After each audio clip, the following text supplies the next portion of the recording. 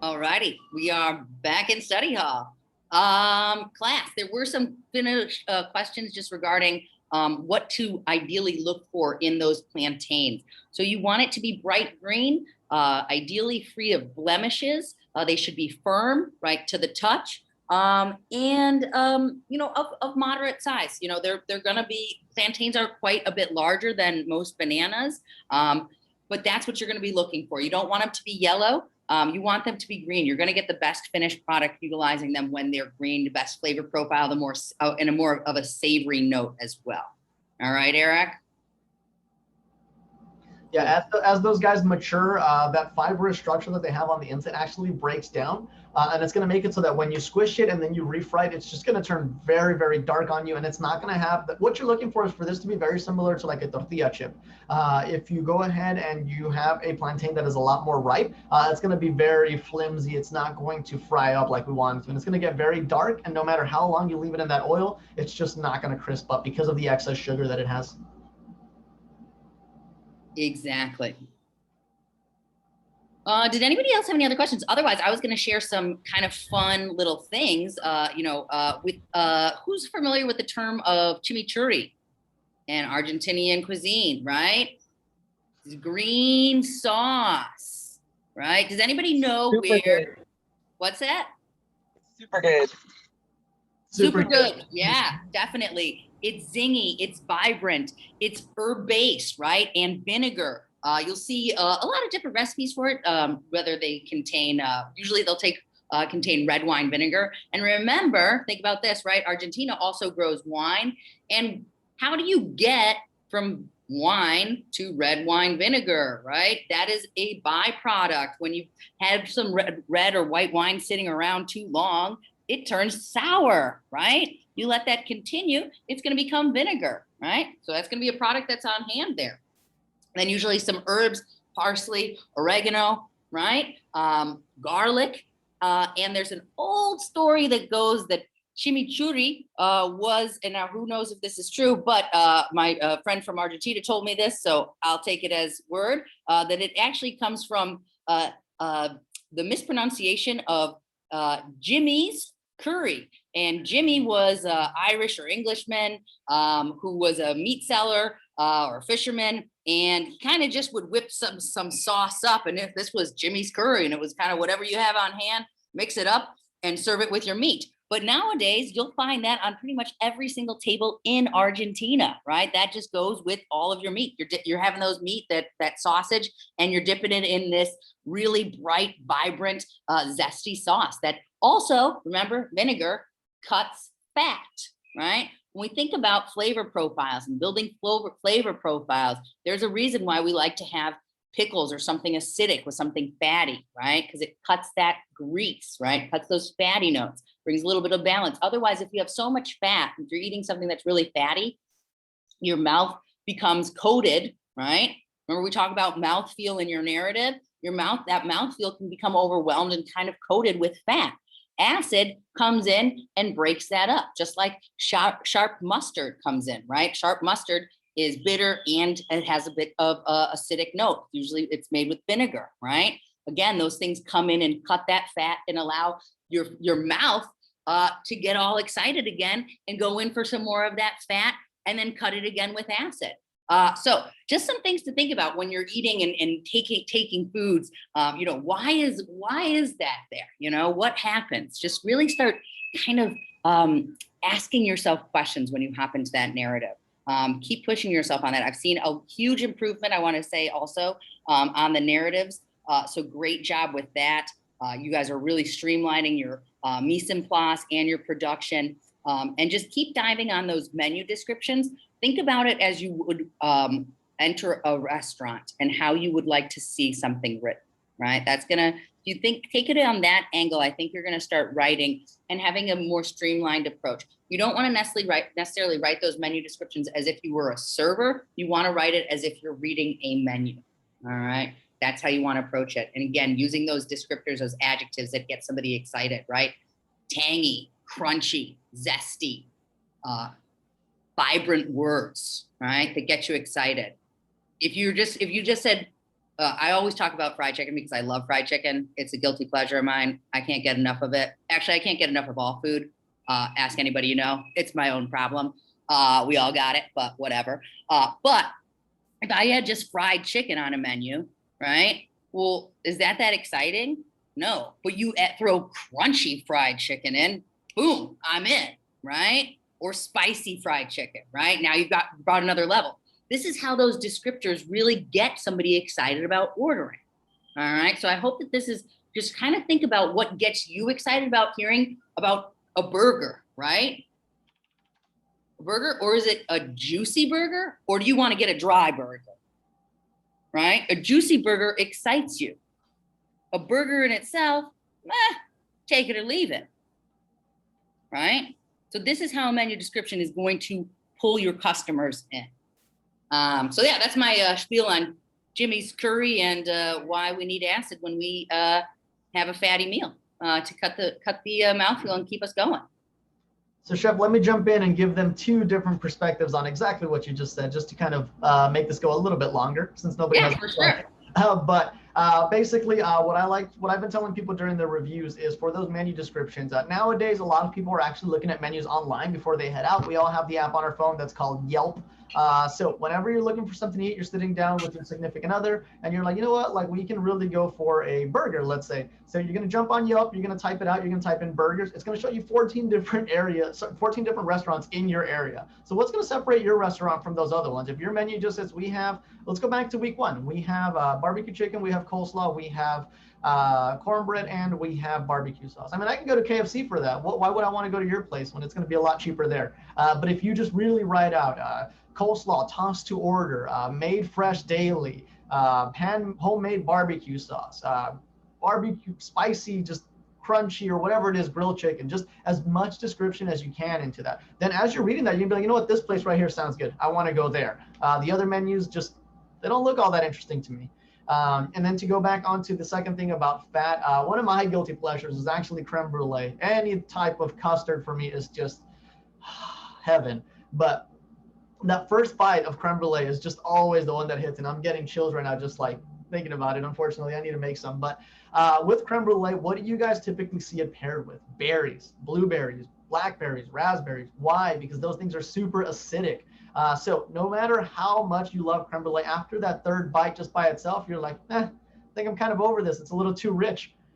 So you bite down on one of those berries, it just explodes that acidity into your mouth, a little bit of a different sweetness, and then it's game on all over again. So you just need to cut those flavor profiles. Too much of one thing is not good, even though it's going to be super delicious on that first bite. By that third one, you're over it. It's not the same flavor profile anymore because you've just had so much of that richness. So we need to be able to balance these things out. And as Chef said, just take a look at the food, watch it, watch what you're eating. Why is that on there? You think about the feijoada we're making this week, and Chef said that orange slices or orange supremes go on there. This is a very, very rich dish with a lot of fat, a lot of pork products. So those orange supremes or those orange slices, that acidity, once again, is going to cut through it. Even though it's a citric acid, it's a little bit different than a vinegar. It's still going to give you that same end result. So just keep those things in mind, guys. Chef, can you guys hear me? Yeah, it's still a little choppy, but let's give it a go. Okay, I'm sorry. Okay, so no, my question is, what's the difference between the green plantain and the yellow plantain? Because I seen you have black ones, you have yellow ones, and you have green ones. So my question is, are they all like so?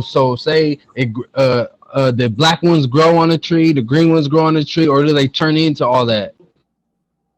So once you harvest, right, if you imagine it just like a banana, right? You walk into a grocery store and you see bananas on the shelf, right? And you see some green bananas, right?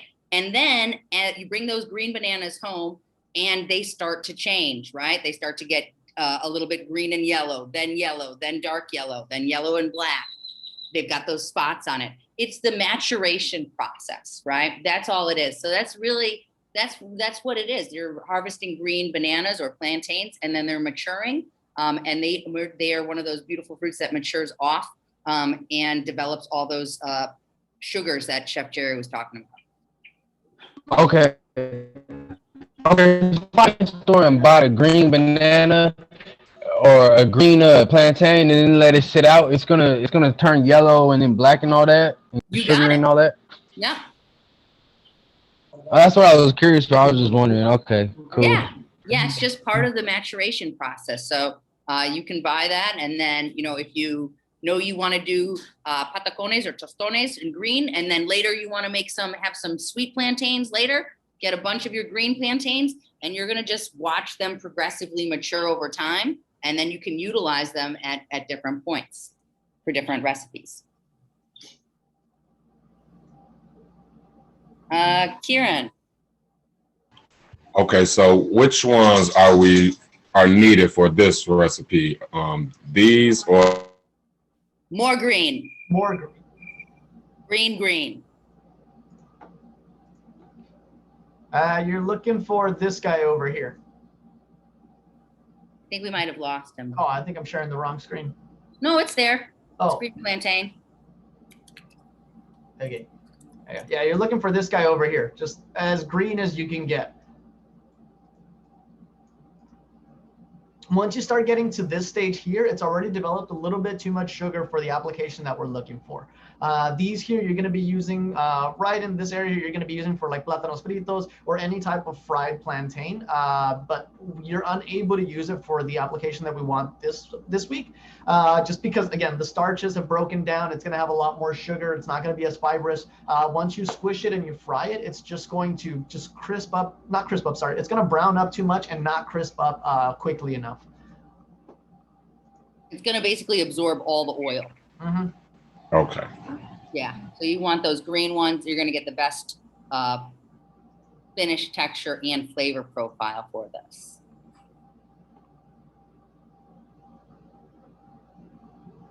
Let's see. Any other? Okay, Serenity. I just had a quick side note as far as for the plátanos. For those who are going to buy it and you're in a warmer climate, if you put it into a bag and you leave it, say you go to the grocery store and then you have to make a quick errand, just be mindful that they do mature while they're in the bag and they will turn yellow. They gradually turn yellow because it makes the process faster for maturing. So if you're going to buy them, I would suggest just buy them and head home and take them out. Definitely use them while they're green, especially with the warmer temperatures, right? Everything matures quicker. What happens there essentially is if you keep it in a brown bag, anything that plants that are maturing, they release ethylene gas, and that is what I think it's ethylene, right? Mm-hmm. Yeah. Sometimes I get my ethyls combined. Ethylene gas, and that is what is released when plants start to break down. All right, and that can create maturation in other products that are sitting nearby as well. So think about this in a restaurant application, right? If you've got, there's a reason why you store certain things in certain order above or next to each other. Is because you don't want to have a huge release of ethylene gas, which is going to start to ripen. Or sometimes you might say you've got, something where you need ripe plantains or ripe bananas on it. You're going to want to get that next to something that's maturing and releasing ethylene gas. That's going to be the alternative side that. But in this case, we don't want to do that.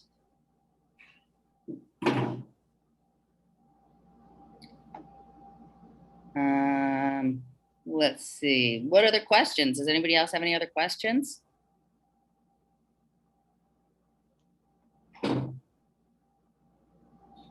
If they're confident going into this week's assignment. I think so. I mean, this week is pretty simple and straightforward. It takes time, though. Remember, there's active cooking time and inactive cooking time. All right, so that's something that you want to think about: your hands-on time versus not. Yeah, Algie. Hey, Chef. So for this week, we are going to put in 2 items on the narrative, right? Sorry, can you repeat that? We are going to put 2 items on the narrative when we fill in our narrative. Yep, just those 2 items and you'll be set. All right, thanks, Chef. Yeah, you're welcome. Very quickly, guys, before we go, one of the things with those plantains is don't cut them too thin. Be very mindful that the recipe says to cut them into about a 1-inch piece. And you can even be a little bit more generous than a 1-inch piece. Basically, the way those things are going to go is I'm going to use my little cup of this drink that I have here. You want to cut them into pieces like this so that when you squish them, that outside piece is going to come out this way. So it's going to look a little bit more like a skirt around that center part. And if you cut them too thin, you're not going to have that just kind of pressing and coming out motion that you're going to get that you want from them. You're going to see that you're just going to squish them and then it's going to break apart on you because there's no extra surface area for them to expand. So just make sure that you have that 1-inch cut minimum.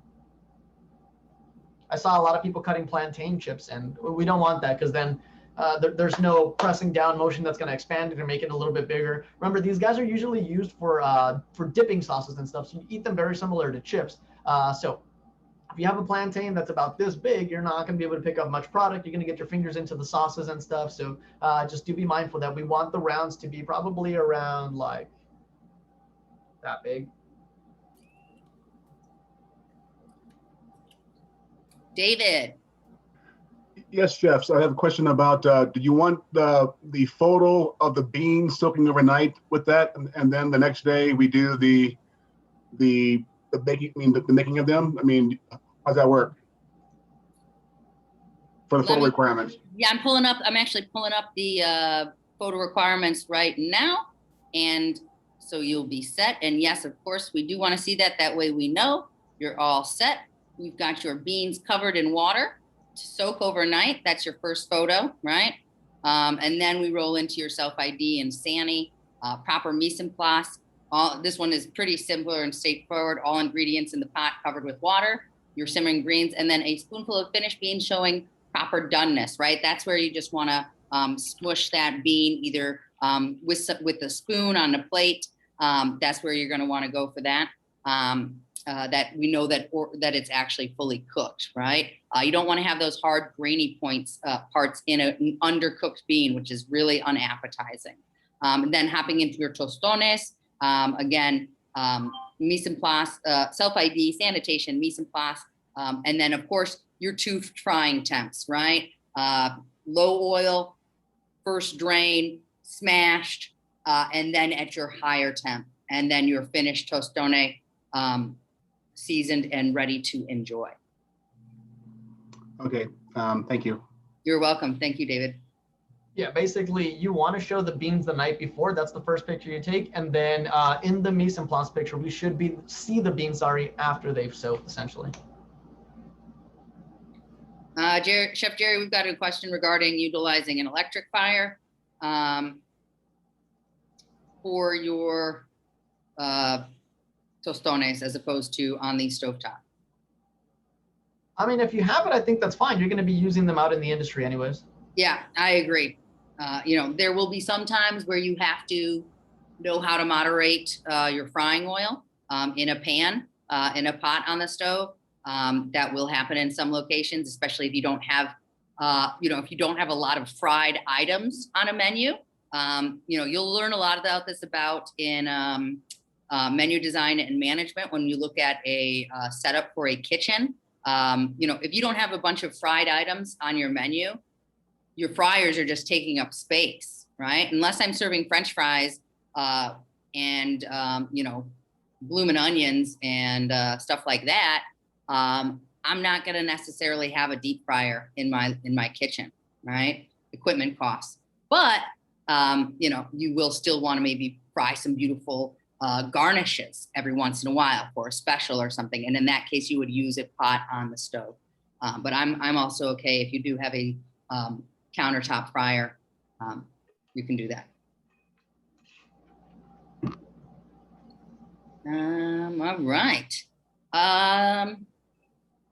Let's see. Well, yeah, you ready to rock and roll? I will share one delicious trick. While I was working and living in Colombia, I learned about a really special trick on how to make patacones their way, which this is a special little secret. And what you do, because I would taste, I went to a few restaurants and I was like, well, these just taste different, right? As chefs, we're constantly observing and understanding like, well, there's something different about this. What's that different nuance, right? And so what I found out was the trick was what they were doing was after, you're looking at a huge batch, right? You're not just doing one, you're not just frying one tostone. You're doing batches of these. So you might par fry a bunch of them, and then it is going to get dragged through or dipped in a bowl of water that's loaded up with garlic. All right, either vinegar or water and garlic, heavy amounts of minced garlic, dipped through that and then plunged into the fryer. Completely different flavor profile. If you want to have some fun, you can do that as an extra thing, or just do a taste comparison. But I just want to share that with you because it was a totally different flavor profile, and I became obsessed with it. So, like I said, obsessed with most foods. Keep eating, class. Stay hungry. Keep cooking. Enjoy. Have fun. And yeah, like Chef Jerry said, reach out. We are here to help. And have a beautiful rest of the week. What are we dipping in the garlic? This is just how they do it in Colombia for patacones. To execute tostones in the traditional way and in the northern region of Colombia on the coast, in the Caribbean side of Colombia. They dip it in after doing your first fry. You put it through a bath loaded up with garlic and either water or vinegar, combination of salt, and then you fry it again. Okay. Yeah. That's just an extra little chef trick for you. And that's about it. So have a beautiful night. Chef Jerry and I are here for you, and we'll catch y'all on the flip side. Alrighty, guys. Good night. Good night, everybody. Good night, Chef. Night. Bye. Good night.